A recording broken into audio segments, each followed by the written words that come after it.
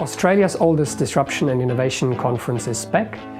Disrupt Sydney is in its 6th year, and we're incredibly proud and enthusiastic to bring you this year's topic. We have looked a lot at what makes innovations disruptive in the past. This year's topic is about change from within. What can organizations do to become responsive to change as it happens? What makes innovation in organizations successful?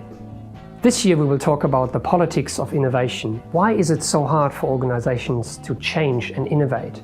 We will hear stories of entrepreneurs and professional superheroes, the hidden talent in organizations that drive innovation, business ethnography that allows organizations to see and spot disruption as it unfolds. And we will ask, if your organization was a country, would you want to live there?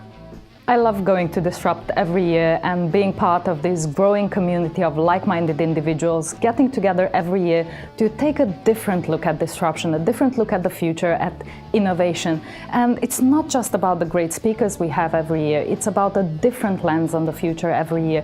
And it's about engaging workshops, about trying hands-on new techniques, new ways to affect change.